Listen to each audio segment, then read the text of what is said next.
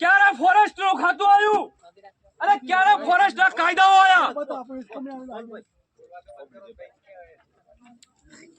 આદિવાસીઓ સદીઓથી વર્ષોથી આ ધરતી પર રહે છે। આ જમીન પર અમે વર્ષોથી અમારા પાછળના રહે છે। 50 વર્ષ 60 વર્ષ કે 70 વર્ષ પહેલા બનાવેલા ફોરેસ્ટ ખાતું અને એના કાયદાઓ આદિવાસીઓને વિસ્થાપિત કરવાની વાત કરે છે। અરે તમારા બાપ દાદાને પૂછો કે આ ધરતી પર પહેલા કોણ હતું? તમે અમને ખજાણવાની વાત કરો છો। કેવડિયા કોલોની હોય, સાપુતારા હોય, દિલ્હી મુંબઈ ઇકોનોમિકલ કોરિડોર હોય કે દાહોદમાં બનાવેલું એરપોર્ટ હોય, દરેક જગ્યાએ આદિવાસીઓની જમીનો છીનવામાં આવી રહી છે। કવાંટમાં 28 ગામડા ખાલી કરવા માટેની વાત ચાલી રહી છે। લોકોને ત્યાં ઊંઘ નથી આવતી।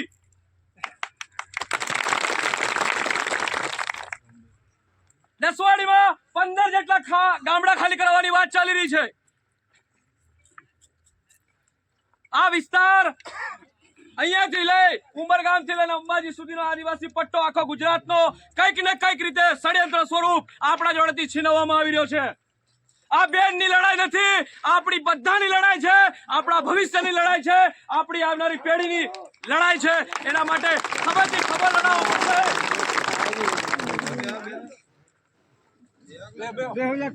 યુવાનોને સંદેશ આપવા માંગીએ છીએ કે લડતા શીખો, બોલતા શીખો અને લડતા શીખો।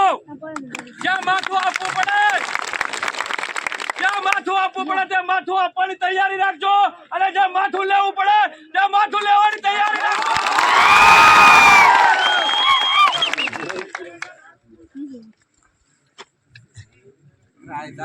બંધારણ ને 75 વર્ષ થયા, દેશ આઝાદ થયો અને બંધારણ લાગુ થયા। 5મી 6મી અનુસૂચિ લાગુ નથી થઈ। રૂઢિગત ગ્રામ સભા હોય, પેસા એક્ટ હોય, 73 ની જમીનોના સંરક્ષણ હોય, બધું બંધારણમાં રહી ગયું, કાયદાઓની ચોપડીઓમાં રહી ગયું। આદિવાસીઓના નામના બજેટ આવે છે એ ક્યાં ખવાય છે, ક્યાં જાય છે? આદિવાસી સમાજે આવનાર સમયમાં લોકશાહી વ્યવસ્થાને સમજવી પડશે। એક નાનું બાળક ચોકલેટ ખરીદે કે એક ભિખારી એક વેફરનું પડીકું ખરીદે, એમાં આપણે ટેક્સ આપીએ છીએ।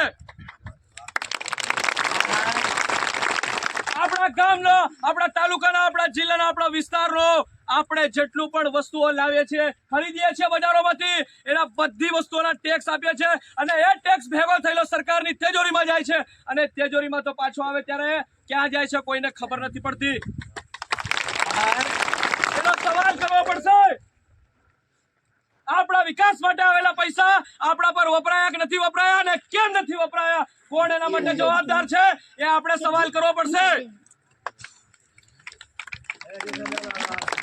તમારો અવાજ, તમારી સહમતિ અને તમારી ઈચ્છાઓ એ આપણે એક દિવસે 5 વર્ષમાં એક દિવસે મતના સ્વરૂપમાં આપીએ છીએ। આપણે બધા ચૂંટણી વખતે મત આપીએ છીએ। મતનો મતલબ થાય આપણી સહમતિ, આપણો અવાજ, આપણી ઈચ્છાઓ અને એ આપણી સહમતિ, આપણો મત એ આપણે જે માણસને આપીએ છીએ એ માણસને આપણે બધા ભેગા થઈ ને સરપંચ, તાલુકા સભ્ય, જિલ્લા સભ્ય કે ધારાસભ્ય કે સાંસદને આપીએ છીએ। આપણા બધાનો મત એક જ માણસને આપી દઈએ છીએ। એની જવાબદારી બને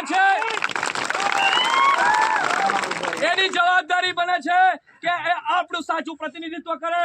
આપણા જોડે શોષણ થતું હોય, અન્યાય થતો હોય, અત્યાચાર થતો હોય તો આપણો અવાજ બુલંદ કરે। એ વિધાનસભામાં બેઠેલા 27 ગુજરાતના આદિવાસી ધારાસભ્ય હોય કે સાંસદમાં બેઠેલા આદિવાસી સાંસદો હોય, આપણું પ્રતિનિધિત્વ કરી રહ્યા છે, આપણો અવાજ બનીને ગયેલા છે।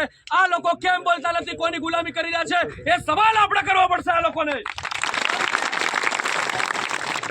27 ધારાસભ્ય છે આપણું પ્રતિનિધિ કરવા વાળા, તાલુકા સભ્ય, જિલ્લા સભ્ય, સરપંચ આપણું પ્રતિનિધિત્વ કરે છે, આપણો અવાજ છે। આ લોકોએ આપણી બાહેધરી લીધી છે, આપણી જવાબદારી લીધી છે કે આપણું શોષણ ના થાય, આપણા જોડે અત્યાચાર ના થાય, આપણા જોડે અન્યાય ના થાય અને જેના કોડે અન્યાય થાય છે, શોષણ થાય છે, તેના જોડે આવીને ઉભા રહીને ન્યાય અપાવે, એની જવાબદારી છે। આ લોકોને આવનાર સમયમાં આ ગુજરાતના આદિવાસી યુવાનો વતી હું કહેવા માંગુ છું, બોગસ પ્રમાણપત્રોની લડાઈ હોય, જમીનોના સંપાદનની લડાઈ હોય, 40% અને 60% થી આદિવાસીઓની નોકરીઓ ખલાસ થતી હોય કે શોષણ, અત્યાચાર, અન્યાય આ ગુજરાતમાં મજૂરી કરતા આપણા ભાઈઓ બહેનો માટે થતા હોય, ત્યાં તમારે આવીને ઊભું રહેવું પડશે, નહીં તો એક એક ધારાસભ્યના પૂતળા બાળવામાં વાર નહીં લગાડીએ, એ લોકોને ત્યાં ઘરો નાખીશું. આટલી પબ્લિક એક વિધાનસભાના સભ્ય એટલે ધારાસભ્યના ઘરે જઈને બેસી જઈશું. આ આદિવાસીની નોકરીઓ ખતમ થઈ રહી છે, બોગસ પ્રમાણપત્રોથી આપણી નોકરીઓ ખલાસ કરવામાં આવી રહી છે, રોસ્ટરના માધ્યમથી નોકરીઓ ખલાસ કરવામાં આવી રહી છે. એના કરતા સૌથી મહત્વની વસ્તુ છે આપણી જમીન. આદિવાસી જોડે આવનાર સમયમાં જમીનો છીનવી લેવામાં આવશે તો આપણું કોઈ અસ્તિત્વ નહીં રહે. આ તમે લખી રાખજો. જીવ આપી દેશું પણ જમીન આપીએ નહીં.